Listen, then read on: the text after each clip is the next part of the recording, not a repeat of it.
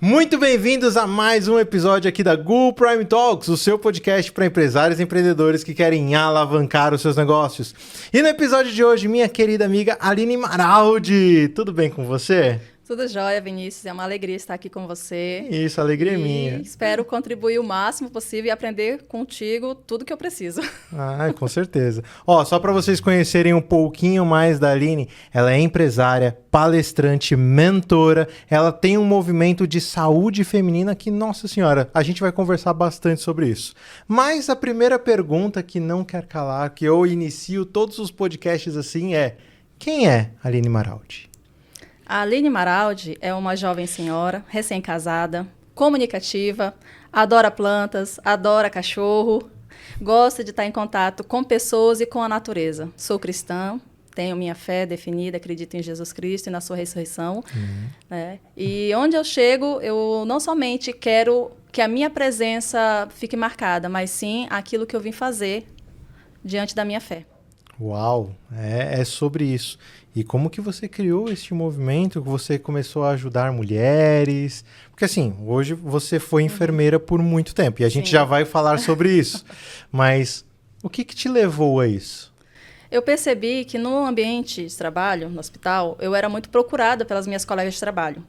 E com diversos assuntos relacionados à saúde feminina, à saúde emocional. E o hospital em si, ele gera uma rotina muito desgastante para a gente. E a gente acaba cuidando muito dos outros e menos da gente. Então, vendo essa necessidade, e também porque eu passei por isso, né, eu vi exatamente o que eu poderia contribuir para melhorar o posicionamento dessas mulheres com elas mesmas. Questão de aceitação, questão de priorizar a sua vida, a sua família, não somente o seu trabalho. Então, isso me trouxe uma bagagem na questão feminina do autoconhecimento, porque a mulher ela tende a trazer muita responsabilidade para si e nesse processo ela vai se negligenciando. A mulher ela é uma carga emotiva por si só, né? Então, eu imagino que ela deve ter principalmente ali traumas naturalmente que o autoconhecimento resolve e muito. Sim. E a maioria, quando me procurava, era principalmente por problemas no casamento, com filhos. E olhe que na época eu não era casada e também não tenho filhos. Mas como eu venho de uma família muito grande, então a gente passou por muitos processos, com base nas experiências dos meus familiares, né, das minhas primas, minha mãe, minhas tias. Então eu já tirei dali uma vivência, uma experiência muito forte. E quando eu comecei a me relacionar, eu comecei a aplicar e vi que dava certo. E eu só reproduzi isso para elas. E elas começaram a aplicar e também viram que estava dando certo. Então foi quando eu comecei a ver que era tipo um dom, né? Eu conseguia transmitir o aprendizado de uma forma simples e eficaz. Nossa, mas vamos voltar no tempo, agora. Eu quero conhecer um pouquinho mais da Aline lá no comecinho, porque você já imaginava ser quem você é hoje, assim, cuidando de movimento, cuidando de mulheres? Não, como que foi o início da sua carreira?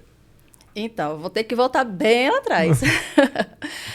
Eu sou uma mulher com deficiência física, eu tenho umas características genéticas únicas, né? Eu tenho hemangioma vinho do Porto, nevo de Ito, nevo de Iota, nevo azul, né? E tudo isso me trouxe um pouco de isolamento social, porque as pessoas não me aceitavam. Então, por essa questão de isolamento social, eu precisei passar pelo processo do autoconhecimento, né? E saber por que as pessoas agiam daquela forma comportamental. Né? E com base nisso, eu comecei a ver o que eu precisava melhorar.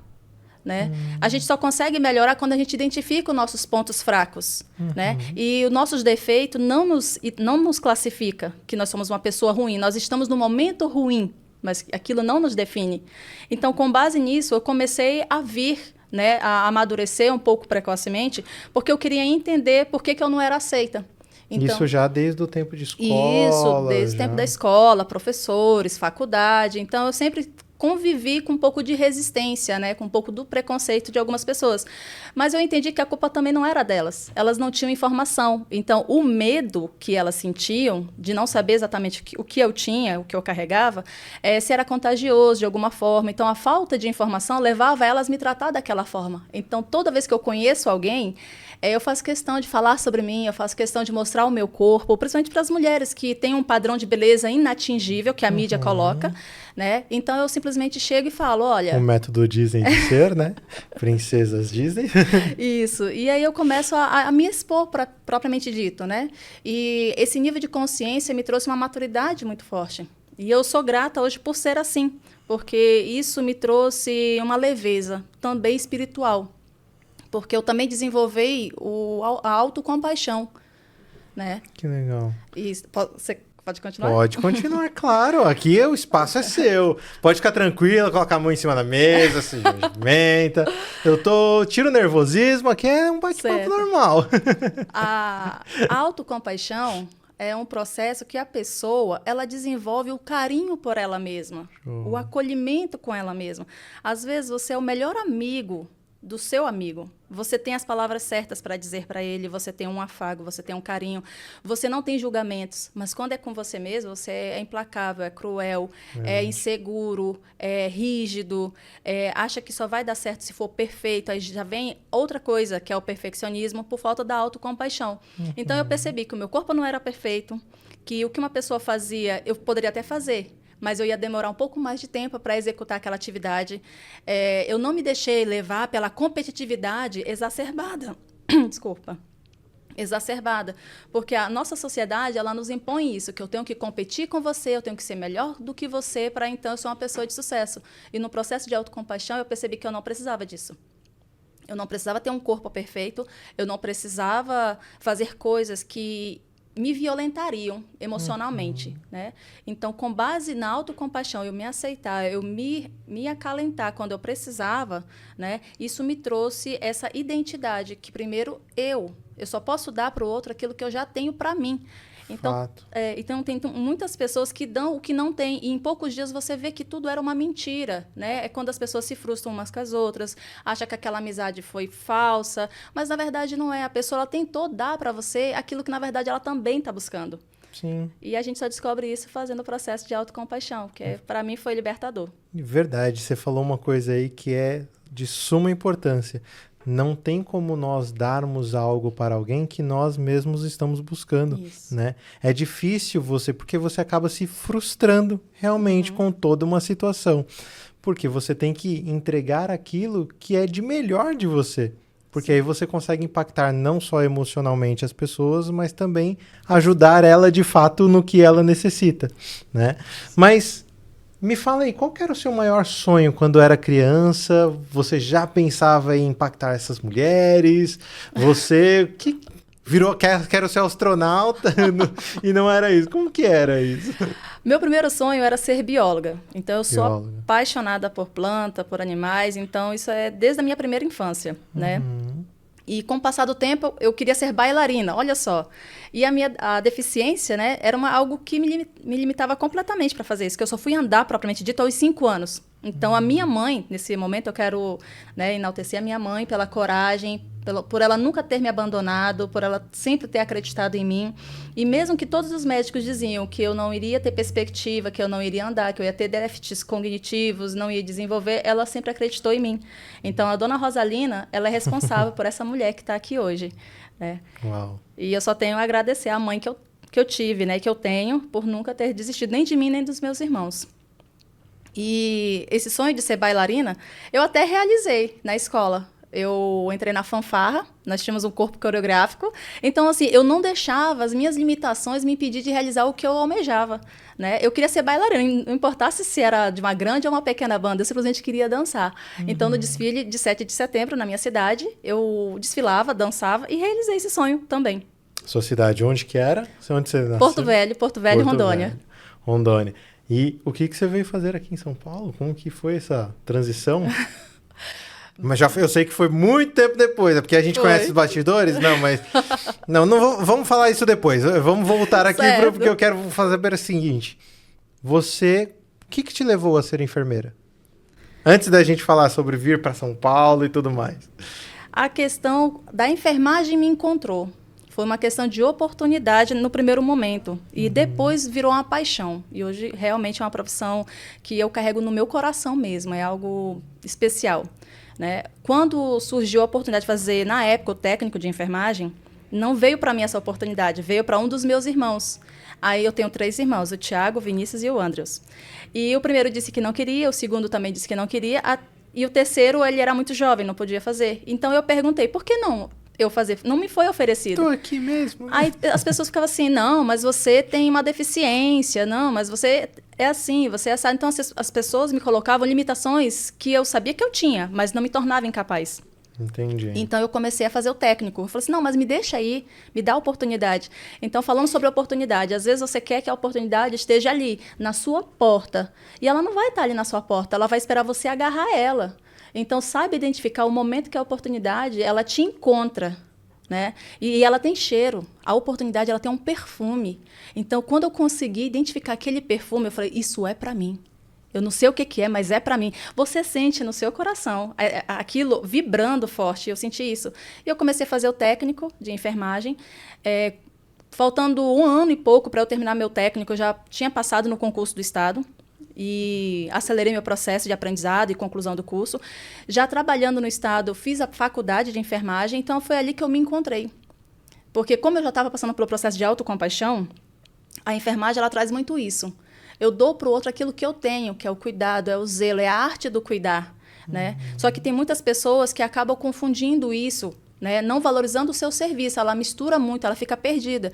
Então, eu consegui discernir esses dois mundos, né? Então, a questão da oportunidade para a minha vida, como profissional e ser humano, que eu consegui me aprofundar, foi na enfermagem. Que legal. Quanto tempo você ficou nessa... do comecinho, né, de como técnico de enfermagem, como enfermeira, totalizando aí em torno de 10 anos. Uau! Bastante experiência. Muito tempo de experiência, muito contato. Porque você também, da parte de enfermeira, você foi para o neonatal, foi cuidar de gestantes, foi cuidar dessas coisas, não? Sim, nos meus estágios principalmente, né? O meu perfil era muito maternal, era de acolhimento. Porque eu sei do autoconhecimento, eu sei de você se impacta das mulheres, só estou tentando te liberar aqui. E no próprio ambiente que eu convivia, né? As minhas colegas precisavam de suporte, as pacientes. Quando eu estava na atenção básica, eu via que dúvidas tão pequenas, né? Traziam grandes transtornos às mães. Então, é aquela coisa, nenhuma dúvida deve ser ignorada. Você não pode se sentir julgada. Será que se eu perguntar isso, vão achar que eu estou sendo tola, estou sendo boba? Não, pergunte. Porque é aquela dúvida que não é sanada, é que causa o transtorno maior. Então, eu pegava a mãe mesmo pela mão. Falei assim, mãe, é assim. Vamos fazer assado, sem ela ter medo de vivenciar aquele momento. E, às vezes, vindo, né, para esse âmbito, a rede de apoio, quando ela não sabe o lugar exato que ela tem que ficar, ela atrapalha muito a mãe. Então, às vezes, uma sogra, a mãe da mãe, propriamente dito, naquele momento, é muita emoção junta, elas não deixam a puérpera desenvolver o seu papel de mãe e ela fica ali meio oprimida, né? Então, na questão do pré-natal é importante que a família entenda que a mãe é a mãe. Você está lá como que uma rede de apoio para dar um suporte quando solicitado, né? Então, eu trazia muito isso, né? Essa união familiar com cada um dentro do seu papel. Porque você não atendia só a pessoa família. ou só o neném, você acaba atendendo a família como um todo. A família toda, isso. E quais são os principais princípios, quando a gente fala sobre autoconhecimento mesmo, que você acha que seja relevante para as pessoas? Sua pergunta, ela é profunda e ela é ótima. Eu acredito que você, primeiramente, ser sincero com você mesmo. Não tentar se esconder, não tentar dizer que está tudo bem quando tudo está um caos. Mostrar para você mesmo, olha, eu tenho um problema. Como que eu vou resolver? Se fosse o meu amigo que estivesse passando essa situação, o que eu ia dizer para ele? Como que ele poderia sanar essa dúvida? Né? O primeiro passo é esse, é reconhecer. Outro passo é se permitir. Se você errou, se perdoa, sacode a poeira e segue em frente. Não fica ali se martirizando porque você errou, porque você fez algo que, de alguma forma, te causou uma tristeza. Né? Reconhece que você errou e veja como pode fazer diferente. A outra questão é a humildade. Porque, às vezes, a gente fica no achismo que sabe tudo. E, na verdade, nós somos aprendizes aqui na Terra. O tempo todo, inclusive. O tempo todo. Então, a questão da humildade. Aprender desde do pequeno ao grande. E nunca pular etapas. Às vezes, você quer, né, a pessoa quer já ir para o nível 8, 9, mas ela não quer se permitir ir para o primeiro degrau. Ela não quer passar pelo processo. Ela quer os resultados de quem está no 10º, 20º, 30º, sabe? Isso gera um pouquinho de arrogância também. Isso. Então, acredito, assim, que você ser humilde, você dizer assim, eu não sei fazer, você pode me ajudar? Então, eu passei muito isso no meu trabalho, na minha vida, na questão do meu casamento, né? Eu tive alguns problemas que eu não tinha com quem me aconselhar dentro da minha casa, dentro da minha família em si, porque eu vim de uma família que os casamentos eram frustrados, eu não tinha uma referência, né? E eu não queria repetir aquele padrão. Então, eu comecei a buscar senhorinhas, sabe, idosas, falei assim, como que você fez para você ficar casada tanto tempo? E elas diziam assim, minha filha, ame quando menos merecer. Uau, isso é importante, tem que frisar, inclusive. Ame quando a pessoa menos merecer. Que legal. Quando você fala sobre autoconhecimento, você me trouxe um ponto que é muito importante, porque o mal do século, infelizmente, está sendo essas doenças como ansiedade, depressão, né? Porque a vida ela é muito movimentada, é muita correria, principalmente aqui cidade grande, São Paulo. Cara, parece que as 24 horas não são as mesmas para todo mundo e as coisas passam num estalar de dedos. E o que você me trouxe agora é estado presente. Exato. Viva o presente, porque se você ficar preso muito no seu futuro, martirizando o que vai acontecer, como vai acontecer, por que vai acontecer, você sofre de uma terrível ansiedade. E a mesma coisa acontece com o passado, né? Porque tipo, eu quero voltar no tempo, tudo. A depressão vem grosso modo. Uhum. É isso que vai sanar esses tipos de problema? É ter um autoconhecimento, é ter uma autocompaixão, é ter uma inteligência emocional? Eu acredito, Vinícius, que estar no momento presente é muito importante. Na verdade, é fundamental. E entender que você não tem controle das coisas. Verdade. Do passado, já passou. O que você tem do passado é a experiência que ele te trouxe, a maturidade, né? E do futuro, você tem a esperança. Mas isso não está no seu controle. Então, o que eu posso fazer exatamente hoje para melhorar a minha questão profissional, para melhorar a minha saúde mental, para melhorar o meu casamento, para melhorar a minha relação com os meus filhos, né? Então, eu vejo que as pessoas ficam muito presas no ciclo vicioso, né? Ela fica num processo que ela não flui.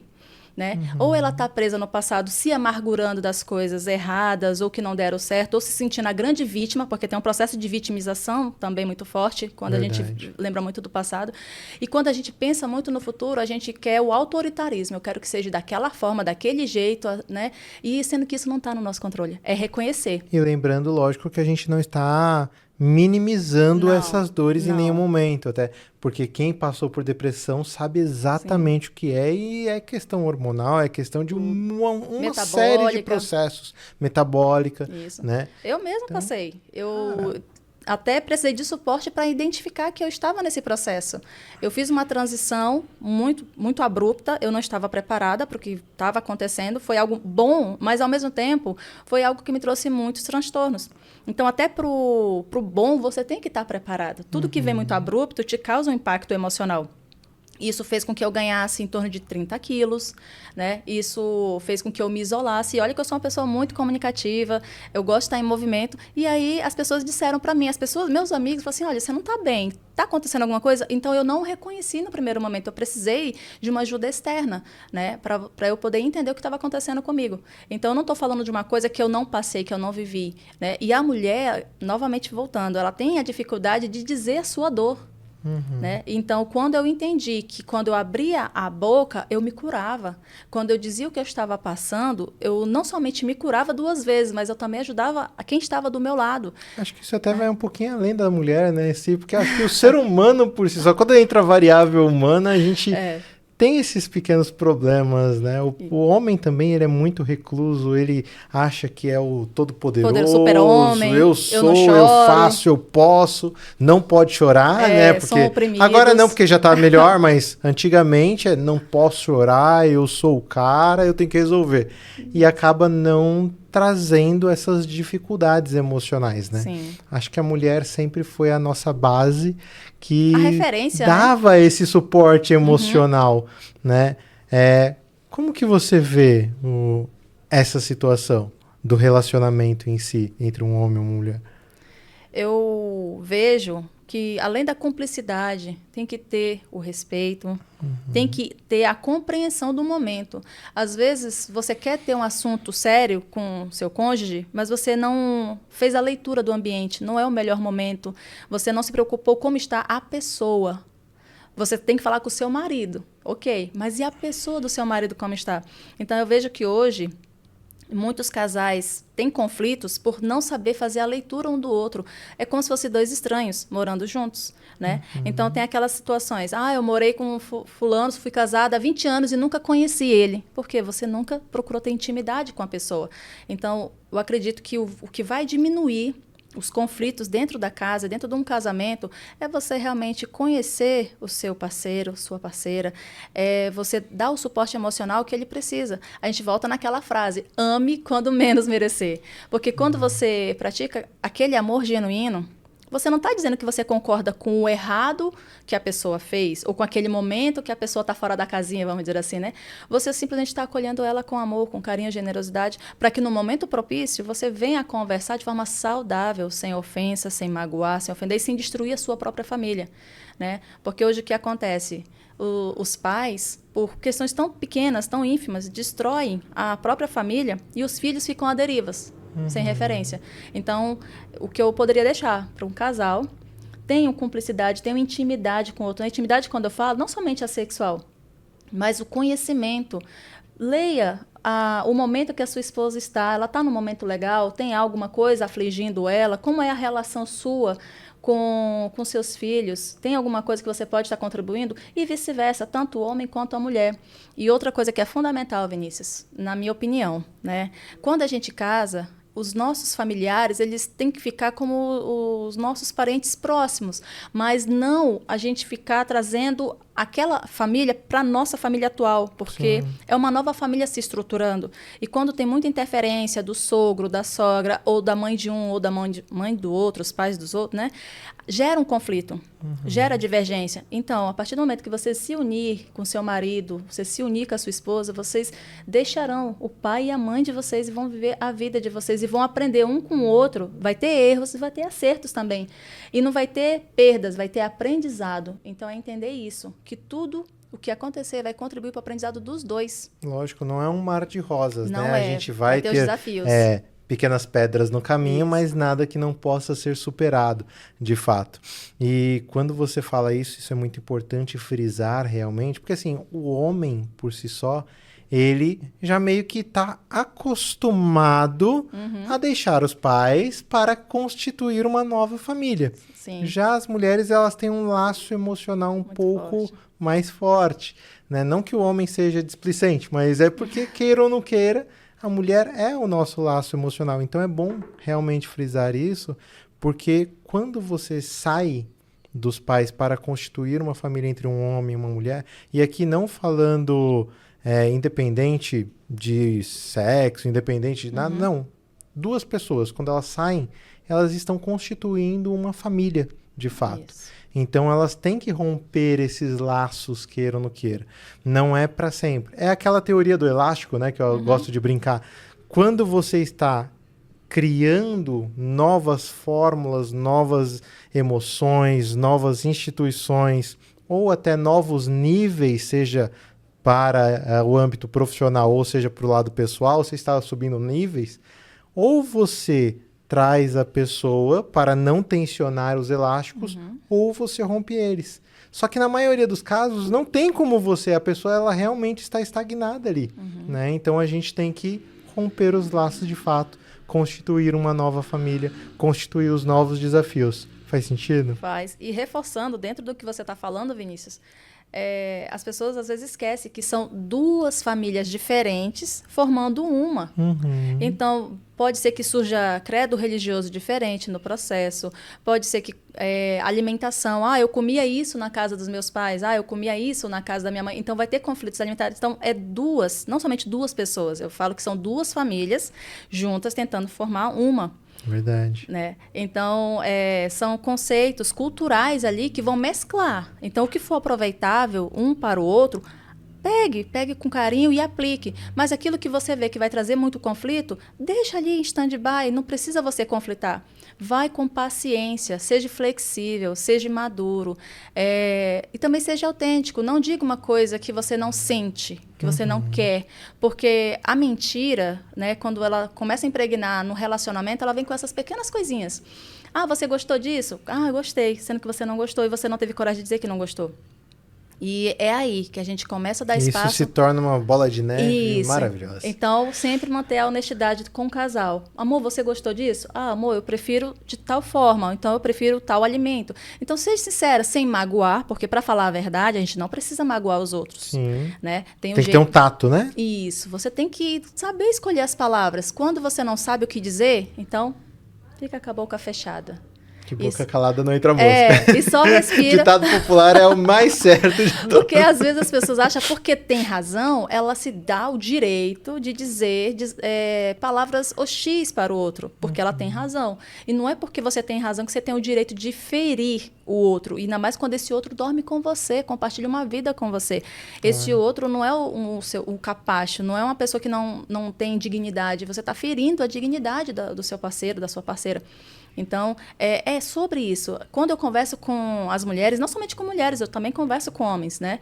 Eu trago essa luz da consciência, né? Porque, às vezes, são que nem eu falei anteriormente, são detalhes, são pequenas coisas que vai minando o relacionamento, vai minando a pessoa, vai intoxicando o lar das pessoas, né? E a nós mesmos. Se a gente não vigiar, não se policiar, a gente vai estar repetindo padrões que a gente nem queria. Aquilo que a gente detestava dos nossos pais, a gente vai trazendo para dentro da nossa casa, vai repetindo o padrão. E aí vai se tornando uma maldição hereditária, Isso. a gente começa a entender um pouco mais profundo disso. Exato. E ó que você nem é coach, né? Não! Você é por causa do seu autoconhecimento que você gestou em você. Sim, eu fui aplicando, fui aprendendo, gosto muito de ler, já li em torno de uns 40 livros, né? Tudo sobre autoconhecimento. Tudo sobre autoconhecimento, porque eu não tinha referência.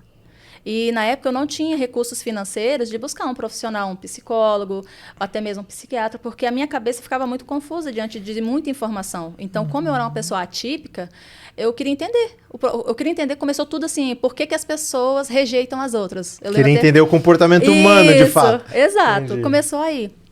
E aí, com base nisso, foi me dando sede de conhecimento. E aí eu comecei a buscar sobre autoaceitação, compaixão, identidade, o que era a virilidade masculina, que é um outro assunto que a gente pode estar conversando no outro momento. E eu descobri que eu tinha todas aquelas questões comportamentais que eu achava que era o outro que tinha comigo. Mas, na verdade, era eu que tinha. Então, às vezes, você tem uma neura, né, uma síndrome de perseguição, que você acha que é o outro que está fazendo com você, sendo que, na verdade, o outro só faz com você aquilo que você faz com você mesmo. Porque você acaba atraindo aquilo. É a síndrome do espelho, né? De fato. Você repete. Né? Então, às vezes, você quer ser bem querido, você quer ser convidado, você quer ser aquele amigo lembrado, mas você é esse amigo? Você é essa pessoa alegre? Ou você é aquela pessoa tóxica que, quando chega, só abre a boca para falar de problema, mal dos outros, fazer fofoca? Que pessoa você é? Porque quando você sabe quem você realmente é, você não precisa de necessidade de aceitação, você sabe quem você é. Então, foi quando eu comecei a entender isso, que não ia ser uma perna mais fina ou mais grossa que a outra, que ia me definir como uma pessoa agradável. Não ia ser excesso de maquiagem ou uma cirurgia plástica. Licença. Eu sou toda pintadinha, né? Aqui é o meu hemangioma vinho do Porto. Dá pra ver, não? Dá pra ver aqui, né? Ainda que eu fizesse qualquer procedimento estético relacionado a isso, faz parte de mim. É a minha característica. Né? Então, eu falo assim, se eu aceito, vai ficar legal. As pessoas vão ver que isso é normal. Mas a partir do momento que eu me escondo, que eu acho que aquilo é feio, as pessoas também vão achar que é feio. Eu estou gerando estigma contra mim mesma. E aquilo vai refletir como espelho, como você mesmo disse. Então, com base em mim, nas minhas experiências e nas coisas que eu passei, eu fui buscando o autoconhecimento em vários autores. Eu estudei Paulo Coelho, estudei... Ai, meu pai, esqueci o nome dele agora. Tem vários grandes Como fazer players. amigos e influenciar pessoas. O Dali Kenger. Isso, obrigada. Carnegie. Estudei também sobre Clarice, Mulheres Andando com Lobos. E muitos outros autores, né? Eu li também sobre os livros da Camila Vieira, do Paulo Vieira, né? E isso foi me enriquecendo. E eu falei, caramba, aquela neblina que estava na minha mente, ela começou a se dissipar. Por quê? Eu tinha como desculpa que eu não tinha referências dentro da minha casa, né? Só que eu abri a janela, eu abri a porta, tinha um mundo lá fora. Então, hoje eu convido você. Se você não tem dentro de casa alguém para você se espelhar, Abre a janela, abre a porta, olha pelo buraquinho da fechadura que você vai encontrar alguém para você se inspirar, alguém para você aprender, alguém que vai te motivar. Mas não deixe somente essas pessoas ser a base principal. Você tem que ser o seu maior inspirador. Então, quando eu comecei a ver que eu tinha as limitações, mas eu conseguia executar certas atividades, tudo que eu ia fazer, eu fazia com maestria. E eu fazia de forma linda, assim, não para ser perfeita, perfeccionista, não era isso. Era dizer assim, caramba, eu consegui. Eu achei que eu não ia conseguir. Eu me desafiava, sabe? E você já se desafiou? Quantas vezes você se permitiu se desafiar? Eu sempre brinco que a gente tem uma tríade, né? São 3 pilares que a gente tem que olhar. Primeiro, olhar para dentro. Olhar sobre quem você é. Eu falei sobre a síndrome do espelho, você já se pegou olhando para a pessoa e falar, putz, eu não gosto do jeito que ele faz, sei lá, lava a louça torto. Cara, porque às vezes você está olhando justamente as coisas que você não gosta em si. Você. Ele se atrasa, putz, olha... Então, são coisas que você olha para si primeiro. Que você reflete no outro, que você pode gostar, e aí você compila, ou você repele, Isso. né? Então, tem o eu, depois, quem são os meus porquês? Por quem que eu estou fazendo as coisas? Por que que eu almejo um sucesso? O que que eu quero transbordar na vida das pessoas? O que que eu quero servir? Tudo isso porque quem são os seus porquês? É seus pais? É seus maridos? É seus filhos? Tudo isso é os quem porquês. E o terceiro ponto, e não menos importante também, que é justamente isso. Quem são os seus mentores? Quem você se espelha? O que você quer alcançar que você olha para a pessoa e fala, cara, ele já trilhou este caminho. Eu vou atrás dele para ver o que ele pode me oferecer de melhor ou não. Isso. Eu uso essa base de tríade aqui, né? Não sei se é certo, se é errado, se eu que criei, mas E funciona. eu nem sei se foi algo que me passaram, eu não lembro, sendo sincero, mas eu tenho isso dentro de mim. Instintivo, Né? né? Às vezes a gente acaba estudando e lendo tantos livros, né, que se torna algo natural. Por exemplo, você não é coaching, mas você tem um viés de coaching. Obrigada. E vocês podem deixar aqui nos comentários, deixar perguntas e tudo, porque a Aline pode responder. E já aproveitando que eu dei essa pequena pausa, @Aline Maraldi também no Instagram, beleza? Já aproveita e segue a Aline aí. Vamos lá. Li, deixa eu te perguntar uma outra coisa, voltando ali um pouquinho. Você fez a enfermagem, você ficou uns 10 anos ali. Foi aí que você conheceu o seu marido, o doutor? Me conta essa história aí, porque eu sei que é daqui que a gente vai vir para São Paulo. Isso. Eu encontrei meu esposo no hospital, pode falar o nome do hospital? Pode, Do Hospital Semetron, né? Hospital de Infectologia lá de Porto Velho. E eu era responsável pela sala de emergência, né? E meu esposo, na época, meu colega de trabalho, ele era plantonista. E eu vi que ele era recém-contratado, ele ainda não conhecia a estrutura do hospital e eu me propus a ajudá-lo no primeiro momento, porque como eu tinha passado pelo processo de, né, ser recém-contratada, não ter todo um suporte no início, então eu nunca quis reproduzir isso para ninguém. Então, sempre quando chegava um novato, eu era igual uma mãezona, assim, eu gostava de acolher e dizer, olha, vem por aqui que dá certo, né? E aí a gente começou a fazer dupla, né? Sempre nos plantões a gente começou a ajudar um ao outro.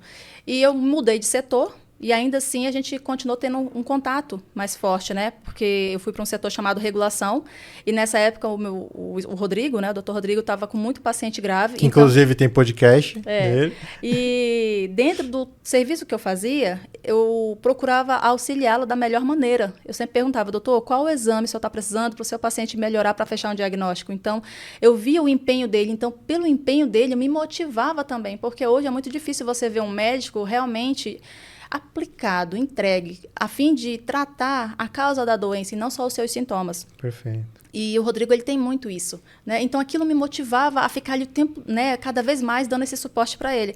E a gente foi conversando, a gente foi vendo que tinha muito em comum, né?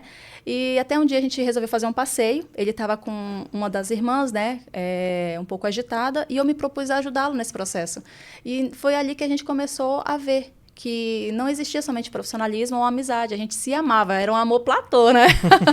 Só que a minha cabeça, na época, tinha muitos estigmas, muitos preconceitos, e eu fui quebrando cada regrinhas dessa, né, que eu mesmo tinha imposto a mim mesma. Então, quando ele chegou e falou dos sentimentos dele, eu fiquei na caixa da negação. Eu até tratei mal, para falar a verdade.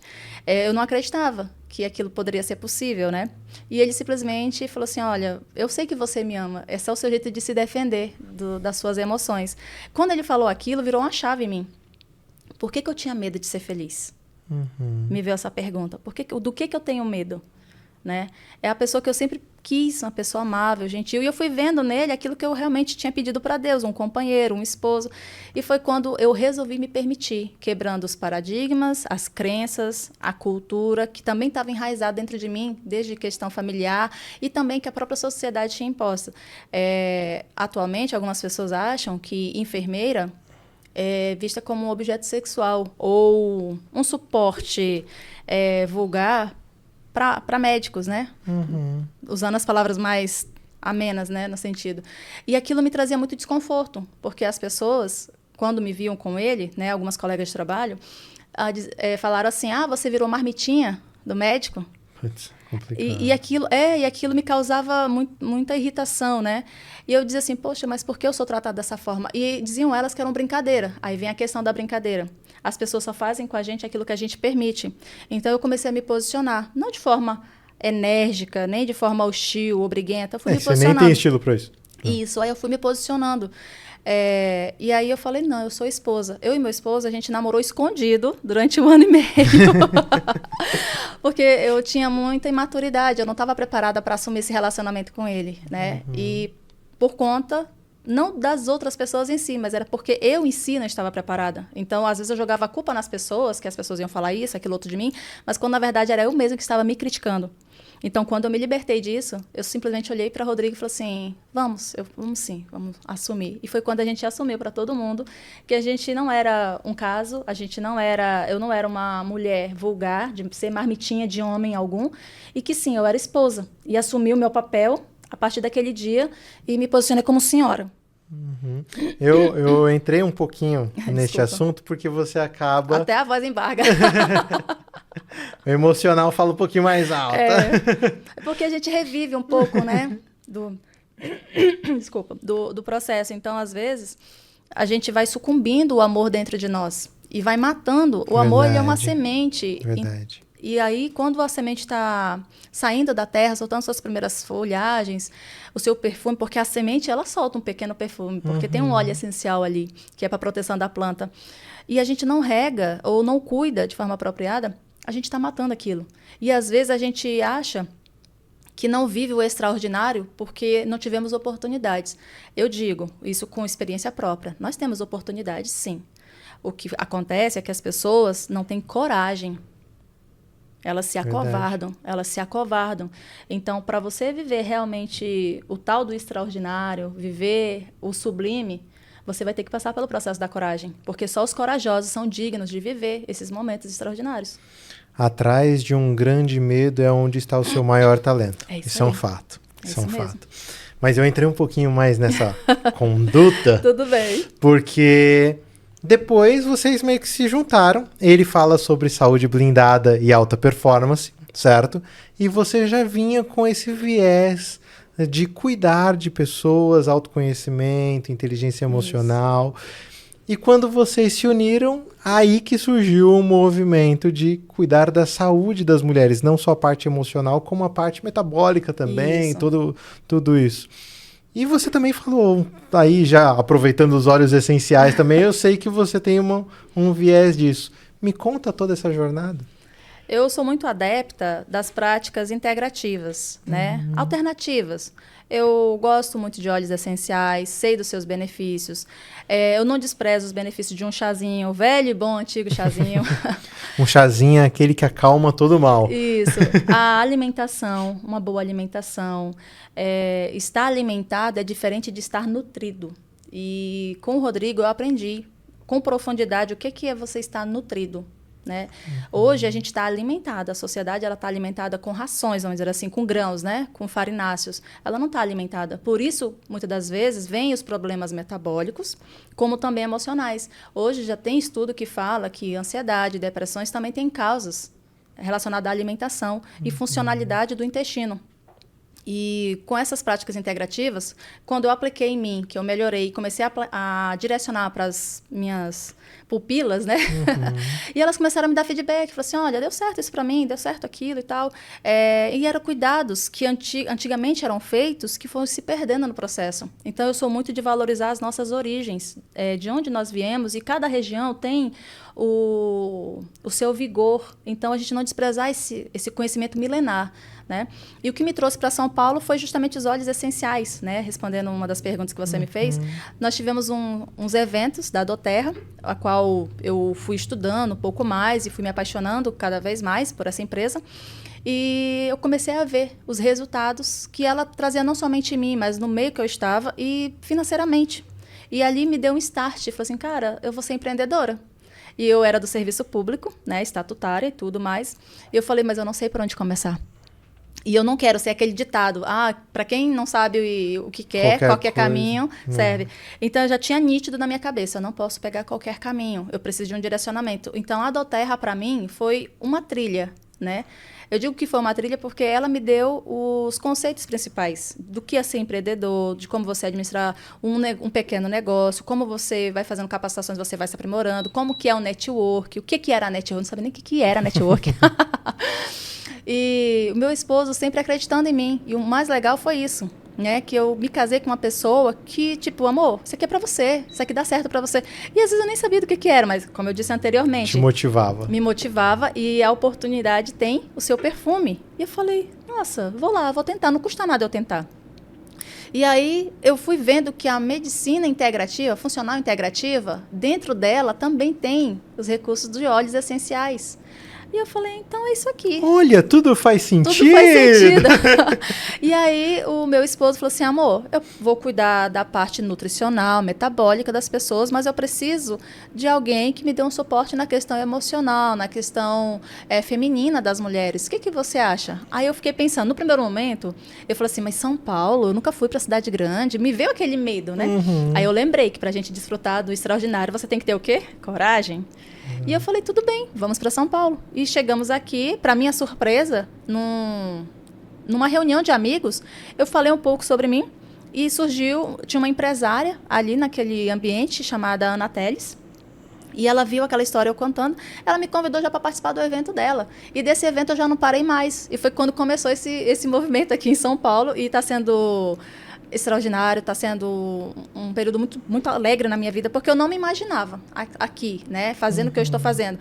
Eu vim de cidade pequena, apesar de ser uma capital, mas é uma cidade pequena, então o que eu fazia era em loco, né, eu não imaginava essa proporção, né, eu não me imaginava no Instagram falando o que eu já falei lá em algumas postagens, e de uma forma simples, não foi nada muito profissional, na verdade nem foi profissional, foi algo que simplesmente me deu a inspiração, eu fui lá e deixei fluir, né, acabei falando. E eu percebi essa carência,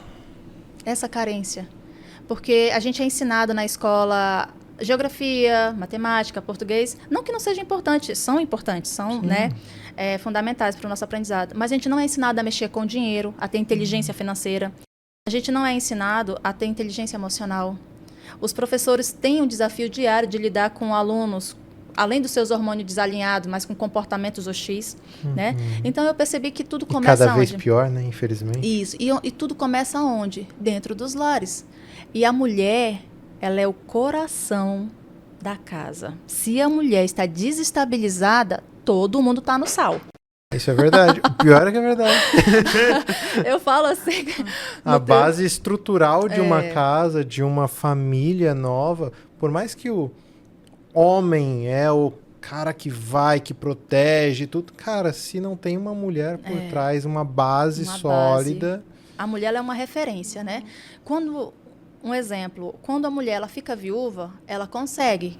muitas das vezes, criar todos os seus filhos e entregar para a sociedade pessoas de bens, né? Pessoas de conduta e caráter. Ela tem esse vigor, né? Ela tem essa pegada. Já quando o homem fica viúvo, ele já tem essa dificuldade. Os filhos geralmente se espalham ou quebram-se relacionamentos, né? Por quê? Porque faltou ali na base. Começa do princípio que é difícil ter viúvos por aí. Começa por aí, porque realmente não aguenta, não tem base. Não aguenta a pressão emocional. Então, eu comecei a observar que as mulheres desestabilizadas, elas também proporcionava traumas a seus filhos. Por exemplo, uma mulher que grita demais. Como é que você, que grita muito com seu filho, quando você falar com amor, orientar ele dos perigos que tem nas ruas, como é que ele vai te ouvir? Quem gosta de ser tratado com violência? Sim. E o grito, ele é uma violência psicológica. Então, eu sempre oriento, né, as mulheres, quando for falar no momento de fúria, não fale, beba água. Beba água ou vai para o banheiro, chora, porque às vezes essa emoção está tão acumulada que você não se permitiu liberar. Então, às vezes é uma emoção que está na boca do seu estômago. A gente ensina, ajuda a identificar essa dor, esse mal-estar que dá na boca do estômago, dá na garganta, dá na região escapular, porque cada uma dessas dores, quando aprisionada, ela vira uma doença. Né? Muitas das pessoas não sabem disso. Então, nós vamos ter, por exemplo, quando a pessoa sente muito a falta de ar, qualquer coisinha está sentindo falta de ar, é tristeza. Às vezes a pessoa está assim, puxando fôlego, aí você pensa, será que tem problema respiratório e tal? E faz exame e não dá nada. E aí a pessoa pensa assim, mas será que o emocional é capaz de fazer tudo isso? O emocional, ele é capaz de sucumbir o seu sistema imunológico, né? O sistema imunológico da pessoa. E aí, quando eu trago isso à luz da consciência dela, o psicólogo, ele é importante, né? Sempre o trabalho de um profissional bem direcionado é fundamental para o desenvolvimento de alguém. Mas quando você tem uma pessoa que passou por vários processos, que ela pode te passar um pouco dessa experiência, essa maturidade, também ajuda. Então, eu faço isso. Eu não te dou uma fórmula de bolo. Eu te convido a pensar. Por que você está com essa dor? Quanto tempo faz? Por que ela se aprisionou dentro de você? Porque também tem aquela questão que a pessoa gosta da dor. Sim, ela se acostumou... Acaba com o vitimismo, volta no vitimismo. É como se fosse um abraço ao cacto. Então, para ela, eu já conheço essa dor, então eu vou conviver com ela. É melhor estar com essa dor do que pegar uma dor nova. Né? Então, ela sempre está focada na dor, ela sempre está focada na tristeza, nas coisas negativas da vida. E aí, ela, com o passar do tempo, ela desenvolve doenças horríveis, né? Autoimunes, câncer, pelo simples fato de, num momento que era para ela ter liberado essa emoção, fazer uma catarse, ela não fez, ela não se permitiu, porque ela quis carregar a dor dos outros, mas não quis sarar a sua. Ela quis cuidar dos filhos dos outros, mas não cuidou dos seus. Ela julgou como todo mundo errado e ela sendo perfeita. Ela não reconheceu seus problemas, né? Seus problemas internos, seus conflitos. Então, é muito isso. É olhar muito para fora e menos para si. Então, eu faço isso com uma pessoa. Eu converso com ela. Você traz de volta eu trago a pessoa ela para atenção interno. plena. É o que a gente falou logo no começo, é a atenção plena. O que eu estou vivendo hoje é uma semeadura. Eu plantei isso em algum momento. Então, para me preparar o meu solo, para eu plantar novas sementes, eu vou precisar limpar o campo, não vou precisar? Sim, tirar as ervas daninhas. As ervas daninhas, os espinhos. Só que para eu fazer isso, eu corro o risco de espetar o meu pé, eu corro o risco de cortar a minha mão. Então, assim, eu vou ter momentos que vai ter um pequeno flagelo, mas logo em seguida vai vir um resultado. Você não consegue plantar uvas, né, num ambiente cheio de mato, sapé, né? Na minha cidade a gente chama de sapé, que é erva daninha. Você não consegue. Se você plantar, ela não cresce. Sim, então, os nutrientes vão tudo pro ralo, né? Isso. Então, voltando a essa questão, que a mulher, ela se negligencia demais. Ela prioriza muito os outros e menos a si. E ela confunde as linguagens de amor. Outra coisa, você não me perguntou, mas já entrando nisso... 5 principais linguagens do amor, certo? Então, assim, as mulheres, ela têm dificuldade de dizer qual é a linguagem de amor dela. Então, algumas mulheres, elas gostam de prestação de serviço, elas gostam de presentes ou de passeios, essas coisas. E tem delas que gostam de palavras de afirmação. Então, eu sempre pergunto a ela, qual é a sua linguagem de amor? Ela fala assim, mas eu não sei, o que é linguagem de amor? Eu falo assim, como que você se sente amada? Quando alguém faz alguma coisa para você, qual é o momento que você se sente querida? Aí elas vão dizendo em frases, né? Elas não sabem fazer uma definição. Isso. Sim. E aí eu tenho uma conversa particular, geralmente com os filhos, com o marido. Não é uma conversa só com a pessoa, porque eu penso o seguinte, se eu tenho um problema numa casa... Eu não vou acolher quem está chorando, por exemplo. Não é o problema de uma só pessoa. Isso. Né? Não é uma pessoa só. Todo mundo dentro daquela casa está desalinhado. É igual um carro, vamos dizer Sim. assim. Se você calibrar apenas uma roda, as outras vão ficar a mesma coisa de nada. Então, você tem que ajustar cada um. Então, eu e meu esposo, nós fazemos isso. O meu esposo, ele alinha a questão alimentar das pessoas, a questão metabólica das famílias, e eu já venho com esse suporte emocional, né, e da atenção plena. E a gente vê que está dando muito certo. E é uma coisa que nós gostamos muito de fazer, porque nós fazemos do coração. E a gente tem, tipo, um dom, a gente consegue identificar, sem fazer aquele joguinho que a gente vê muito, as pessoas, tipo, querendo adivinhar o que o outro está passando, ou querer usar daquela dor para se promover ou tirar proveito. Então, hoje a gente tem que tomar muito cuidado com isso. Sim. Porque tem pessoas que usam da PNL, né? Para manipular. Para manipular. Então, eu sempre trago até a forma da pessoa se defender de técnicas, né? De persuasão, quando alguém está com má intenção com você. Porque eu já passei por isso. Então, as pessoas têm um certo padrão, ela tem um certo faro para identificar pessoas vulneráveis. Então, eu ensino também a pessoa a não ser a próxima vítima, não ser vulnerável. Mas você só sabe fazer isso a partir do momento que você se conhece. Quando você conhece os pontos falhos, aqueles que precisam de um reparo maior, uma segurança maior, você vai conseguir se blindar. Porque a partir do momento que eu não conheço o problema, como é que eu vou tratá-lo?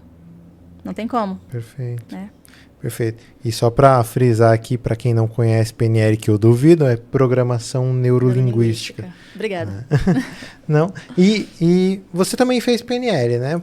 Por bom tempo. Eu fiz sem saber o que eu estava fazendo. Conta essa história. Como eu falei, eu leio muito. Uhum. E aí eu comecei a ler esses livros, né? Porque temas diferentes me chamam a atenção. E aí eu comecei a ver, né, algumas características. Eu fui vendo que as lojas, elas usam de PNL para fazer as suas vendas ao cliente. Tem técnicas de persuasão. Tem várias situações que a gente vive numa Matrix, muitas das vezes. Mas como identificar que eu estou na Matrix, né? E aí eu comecei a ver que tudo onde a gente está tem um tipo e um grau de manipulação. Né? E aí eu comecei a estudar para eu poder me defender, porque eu tinha caído em tanto golpe financeiro, golpe emocional.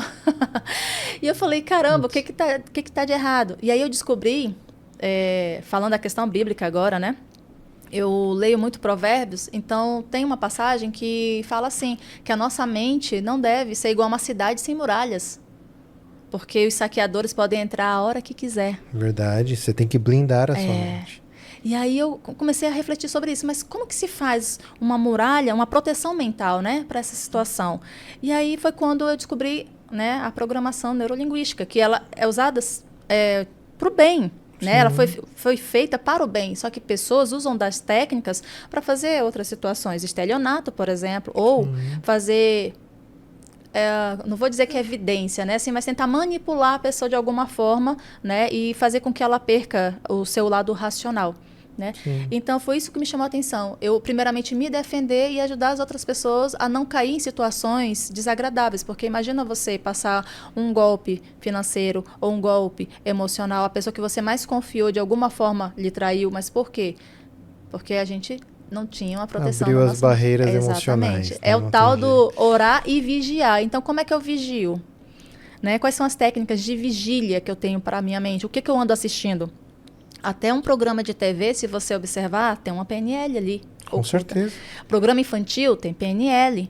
Então, tudo tem. A pessoa, quando vai vender até uma palha de aço para você lavar sua louça, tem um PNL, tem um marketing, tem algo que vai te induzir a comprar. Só que aí você tem que ver, esse poder de decisão realmente está comigo ou está na mão do outro? Eu faço parte da massa manipulável ou eu faço parte da massa que tem senso crítico, apurado, que sei discernir o que é bom e o que não é para mim e para minha família? Mesmo a gente sabendo, muitas vezes a gente já cai. Risco. Quem dirá se a gente não cuida, né? Exatamente. A gente sabe o que é um gestalt, o que é um gatilho mental, autoridade, reciprocidade, enfim, a gente já está cansado de falar sobre isso. Mas, e mesmo assim, quando a gente entende um processo de venda, vê um gancho, vê um vídeo, vê ali a gente acaba sendo manipulado. Manipulado entre aspas, né? Porque a gente sabe, entende e fala, faz sentido para mim ou não. Né? E mesmo assim a gente acaba indo para fazer acontecer. E dentro desse PNL, Vinícius, algo que me chamou a atenção, que eu não sabia. Eu comecei a ver que eu ficava condicionada com uma certa pessoa, né, do meu ambiente de trabalho.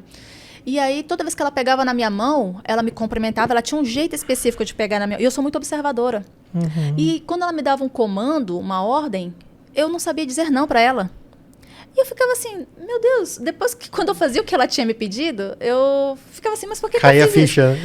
Eu não consigo dizer não. Foi quando eu entendi, por que que eu não consigo dizer não para aquela pessoa? E aí foi quando eu fui estudar a tal da PNL. Então, um aperto de mão, vocês podem não acreditar, muitos podem ser incrédulos, mas até num aperto de mão tem um condicionamento. Tem uma arte de persuasão ali, a pessoa te condiciona e você nem vê. E ela faz isso de forma lenta, gradativa, né?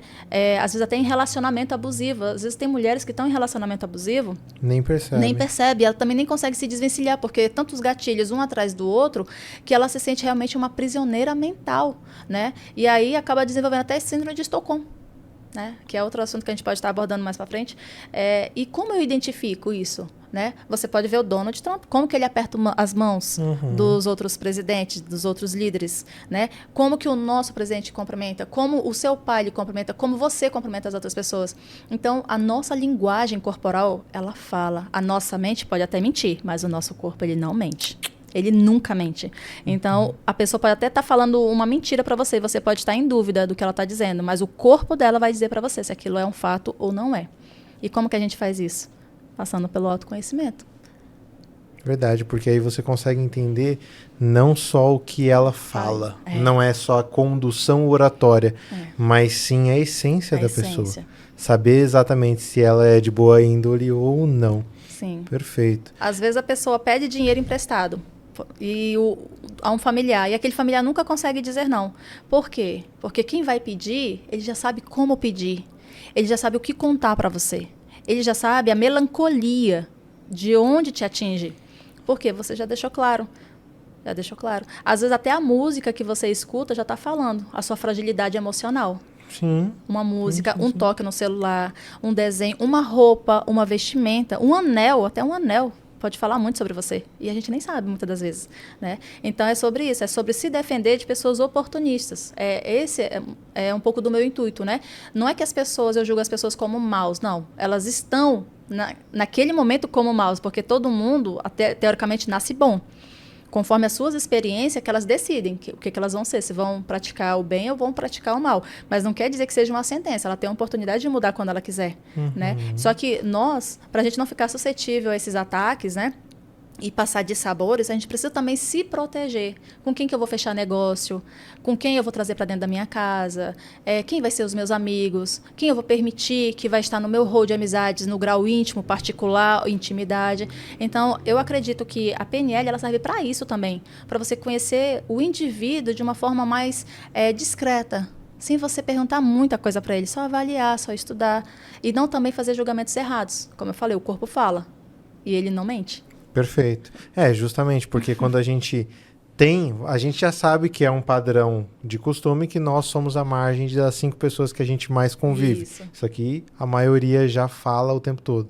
Mas quando você começa a entender e categorizar essas pessoas um pouco mais, você sabe qual é o envolvimento emocional que você tem com cada um, se é um envolvimento profissional ou se é um movimento manipulador, de fato, né? Então você consegue ter um certo cuidado a mais, ter uma blindagem emocional de tudo isso, né? E é muito legal que quando você fala sobre autoconhecimento, autogestão, inteligência emocional e PNL, é literalmente uma blindagem emocional que você acaba fazendo. E em parceria com o Rodrigo, vocês estão cuidando não só da saúde, como da emocional da pessoa também. Isso é um movimento? É um movimento que está nascendo de forma tímida, né? E a gente começou assim um pouco com medo, né? Mas quando a gente começou a ver os resultados e as pessoas diziam assim, nossa, você me ajudou, e começou a vir os feedbacks, eu e o Rodrigo, a gente pensou, cara, a gente está no caminho certo. Porque quando você faz as coisas assim só pelo instinto, você fica com aquele medo, será que eu estou fazendo certo? Mas quando vem as confirmações, né, do que você está fazendo, está dentro do princípio que Deus deixou, né, respeitando a integridade do outro e se respeitando, que é o amar ao próximo como a você mesmo, né? E a gente começou a ver os resultados, que o que a gente fazia lá no hospital, que a gente dava tudo de nós, a gente está podendo fazer mais ainda aqui. Porque qual era o nosso intuito a princípio? Quando a pessoa é interna no hospital, a gente vai cuidar da doença dela praticamente, não é dela. E aí eu e o Rodrigo, a gente começou a ficar um pouco frustrado, porque a partir do momento que a pessoa é interna, geralmente a ladeira abaixo. né? Para você resgatar aquela pessoa, para ela ter uma qualidade de vida e sair Fica daquele... pensando só na doença, né? Isso. Só no problema. E aí a gente começou a ver assim que a gente não era profissional de saúde, apesar que a gente carregava o nome, a gente era profissional da doença. Então a gente começou a ver que o nosso perfil não era para cuidar da doença, era para cuidar para que a pessoa evitasse chegar naquele grau de doença, né? Mas foi maravilhoso o processo que a gente passou lá, porque foi uma lapidação assim, sabe? Foi delicada e foi abrasiva ao mesmo tempo. O diamante só se torna diamante com pressão, né? E aí, quando a gente chegou aqui em São Paulo, a gente começou a servir mesmo. A gente começou a identificar algumas pessoas, né? A gente falou do nosso trabalho. A gente convidou, você quer fazer esse acompanhamento? E a gente começou a explicar. As pessoas, no primeiro momento, achavam assim, nossa, mas isso funciona? Veio as dúvidas, né? Falei assim, não, só se permite. E quando começou a vir os resultados, eu e o Rodrigo falou assim, cara, então isso realmente está acontecendo. Que era um sonho meu e dele, a gente fazer um mover, ajudar as pessoas de uma forma ampla. Não somente cuidar do dedinho mindinho que está machucado, mas cuidar dela por completo, que é a saúde integral, né? Porque não adianta você cuidar de um dedinho machucado se o corpo está todo ressentido. A gente aprendeu isso. Se você está com o dedo inflamado, você vai calçar um sapato, é só o seu dedo que dói? Todo o seu corpo não se ressente? Se você machucar um dedinho só seu, se você for lavar a louça ou pegar qualquer coisa, você sempre vai machucar aquele lugar que está ferido, não é? Então, todo o seu corpo se ressente. Então, por que eu vou tratar só aquela parte que está machucada? Não faz sentido. Né? Perfeito. E logo, logo, o workshop está aí. Já podem, literalmente, deixar aqui nos comentários, que eu tenho certeza que logo vem um workshop aí sobre blindagem emocional. E aí vocês vão estar vendo no palco o Rodrigo e a Aline para falar um pouco mais com vocês e estarem presentes. Li, me deixa um último recado para os nossos telespectadores. Primeiramente, quero agradecer o tempo de vocês por estar aqui nos ouvindo e direcionar a seguinte frase. Como você está com você hoje? É uma pergunta. Porque não adianta você querer fazer tudo para o mundo, para os outros, se dentro de você existe esse vazio. A gente só consegue curar o mundo quando a gente se cura. E a gente só se cura falando da nossa dor. Então, qual é a sua dor? Quer conversar comigo? Eu estou aqui para te ouvir. É exatamente sobre isso. Dentro de toda a história existe uma essência que você pode salvar pessoas. A sua história pode salvar pessoas. Eu tenho certeza absoluta disso. Vem aqui e conversa com a gente que resolve, né? Seja no âmbito emocional e saúde, ou seja no âmbito de construir histórias para se deixar um legado. Isso mesmo. Li, muito obrigado mais uma vez, né, por tudo, por você ter vindo. Gratidão mesmo, de coração. Está convidado a vir mais vezes. Da próxima vez eu quero entrevistar você e o Rodrigo juntos aqui pra gente ir pra esse bate-papo legal. Porque assim, eu peguei cada um individual, né? Eu peguei o Rodrigo, que vocês podem assistir aqui no card, como vocês podem assistir ali aqui, vocês assistiram como um todo. Mas o próximo, vocês já sabem que vocês vão vir juntos para falar sobre esses workshops e falar sobre essa vida a dois, beleza? E vai ser maravilhoso compartilhar toda essa vivência, né, com todos. Quem sabe as nossas adversidades que nós superamos pode ser o momento que vocês estão passando e com base no que superamos pode servir para vocês, assim também como os sonhos que a gente teve, né, um acreditando no outro. Então, casamento, ele é muito isso, é um acreditar no outro, não é invalidar, não é dizer que não vai dar certo, não é botar o outro para baixo, é dizer, amor, eu não sei fazer, mas se você sente que vai dar certo, então bora fazer. É acreditar. Então, casamento é isso, né? É um dos pilares, é você acreditar no outro, é você fortalecer o outro. É dar o braço e vamos seguir junto, vamos fazer acontecer. E eu só tenho a agradecer, Vinícius, o convite, você me deixou muito à vontade. Que bom, fico muito feliz por isso. Bem, meus queridos, infelizmente assim se encerra mais um episódio da Gu Prime Talks, o seu podcast para empresários e empreendedores que querem alavancar os seus negócios. Nos vemos num próximo episódio. Permaneça bem, fique com Deus e nos vemos no próximo episódio. Até lá, tchau!